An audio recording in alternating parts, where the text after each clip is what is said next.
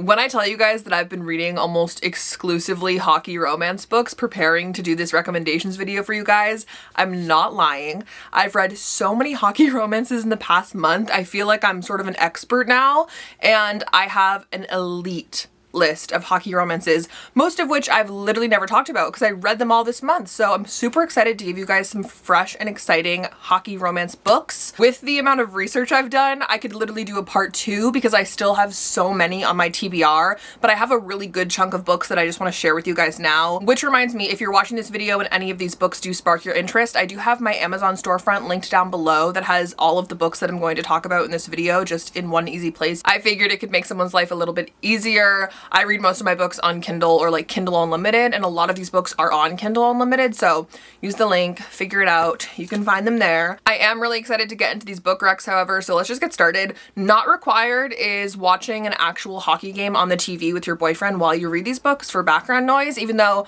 highly recommend, because I kind of had that nice hockey ambiance going while I was reading all these books, and it really helped me play into the characters. So little tidbit for you guys. First book on my list is probably my favorite of this bunch, which usually I'd want to like save till the end, but I'm just so excited about it. And this book is Breakaway by Grace Riley. And I just want to preface, every single book that I'm going to talk about in today's video can be read as a standalone, regardless of if it belongs to some other companion novel series. Everything can be read as is. I promise. This does happen to be book 2 of the Beyond the Playbook series, but book 1 is about football, like a football player. It's the guy's brother. But this is a video about hockey, so like we're not talking about that book. We're talking about book 2. This book is so good. If you like the Off-Campus series by Elle Kennedy, obviously I'm not going to recommend that in today's video, but if you like that series, if you like The Deal, this book was very similar to The Deal in my opinion, but honestly better. Like, you need to read it. So this follows my beloveds Cooper and Penny. Cooper is on the hockey team at their college, and Penny goes to the college and her dad is the hockey team coach. So that's kind of a little crazy. But upon reading the book, you find out in the beginning that Penny deals with some type of sexual related trauma. Obviously, trigger warning for that if that's not your cup of tea. Cooper and Penny meet at the beginning of this book and decide to dive into this friends with benefits like arrangement. It mutually benefits both of them for different reasons, but they just kind of dive in headfirst to it. And guys, like, this book, you look at the cover, it's like this cute cartoony cover. This was one of the steamiest, spiciest books I've read in a hot second. I was literally like blushing reading this book. It was so good. Like, you need to read this book. I'm obsessed with these characters. Cooper is like the cutest book boyfriend ever. I'm obsessed with him. And the hockey element in this book is great. It's not too much, but it's obviously like super present. Guys, like, please read this book. This is the one. Like, you need to read this one. Next up, we have Consider Me by Becca Mack. This is book 1 of the Playing for Keeps series. I haven't read book 2 yet. It's like on my list to read immediately because I've actually heard people say book 2 is like just as good. This book follows Carter and Olivia. Carter is a really famous NHL player, and Olivia has a friend who is married to an NHL player, so she like knows the team. And she meets this guy Carter, and he's like known as being the biggest playboy of all time, and he's super crazy in the tabloids, always doing something that he shouldn't be. But he meets Olivia and he immediately falls for her and wants to prove to her that he can be like boyfriend material. So this one's really good because it's boy falls first, which I know so many people love that trope, myself included. It's just always so cute to try and watch them like win her over. So that's kind of the main context of this story, but this book really surprised me, especially the cover. Like, I'm showing you guys like the nice cover, but like the cover I read on Kindle is not as cute as this one. You really just can't judge a book by its cover. Like, you never know what you're getting into, and this was definitely one that I was very surprised by. I love the story. I love a good like bad boy turned good for that one special girl. It's cliche, but it just always hits the spot for me. So there is the book 2 that I'm gonna read. Book 3, actually, I'm more interested in because I know what character it's gonna be about, and I kind of had my eye on him during book 1, so I'm excited for that one. It's not out yet though, so I'm going to read book 2, but definitely read Consider Me. These two have my heart. The next book I've talked to you guys about a couple times because I did read it previously this year, and that is Mile High by Liz Tomforde. This is the first book in the Windy City series. However, book 2 just came out and it's about basketball. So like, if we're sticking to hockey, it's really just book 1 that you're gonna want to read. This book was like the most pleasant, amazing surprise read. I just randomly came across it on Goodreads. That's literally how I find most of my book recs, by the way. Like, I just go on Goodreads and search into the depths of it forever and just find books. But this book is about a hockey player, and his team ends up getting an airplane for their away games. The staff on the plane stays the same throughout the whole season, and there happens to be this girl who is the flight attendant. Her name is Stevie. The guy's name is Xanders. This book was so cute. He's also like a huge player. She's very sassy and like mouths off to him, doesn't take any of his shit, and they have this like little bantering thing on the plane, and it obviously ends up expanding outside the plane, and you kind of see how their story unravels. But this one was so great. My only complaint about it, which for some of you probably isn't even a complaint, is that it's super long. Like, one of the longest books I've read in a hot second. It took me a while to finish, but I absolutely loved this one.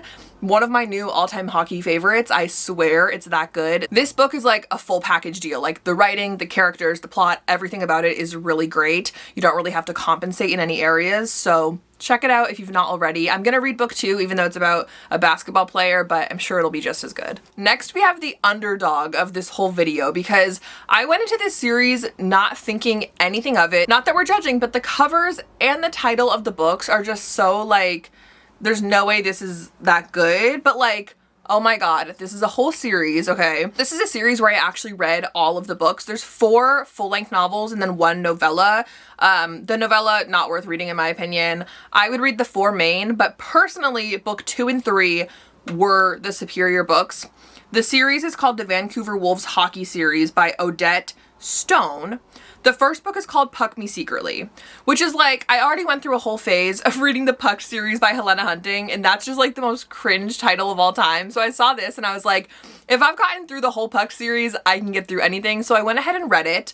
I actually did end up liking it. It's about a girl and a guy. Their names are Max and Rory. I literally have notes, guys. I'm sorry. Max and Rory, and he's a hockey player. She is about to go work for her dad's business. So these two characters meet on an airplane, and within the first few chapters of the book, the plane literally gets in a crash. Like, the plane crashes to the ground. They go through this traumatic event together, which is just so crazy, but that happens. They don't know anything about each other, but they end up randomly running into each other again in the book. And I don't want to spoil too much about it, but the story goes from there. Stuff happens. I read the book and I was like, okay, that was decent, but I don't think I'm gonna read the rest of the series. Like, I don't care that much. But then I was on Goodreads, like I am, and everybody was saying book 2 is way better than book 1. So I was like, okay, like, we'll dive into it. Thank God I listened, because book 2 and then book 3 were so good and so much better than book 1. Book 4 was still good. I would say it's around the same level as book 1 though. Book 2 in the series is called Home Game, and this one follows a hockey player and this girl that he meets one night, and she ends up being homeless, and due to happenstance, she stays with him at his apartment for a little while and they become friends. This one just like melted my heart. I was so obsessed with this plot. I don't know, it was just like very touching. So that was a great one. And then book 3 is called The Penalty Box, and this one was a marriage of convenience trope, which I'm not usually always obsessed with because I feel like that trope often falls into mafia books, which I don't really read.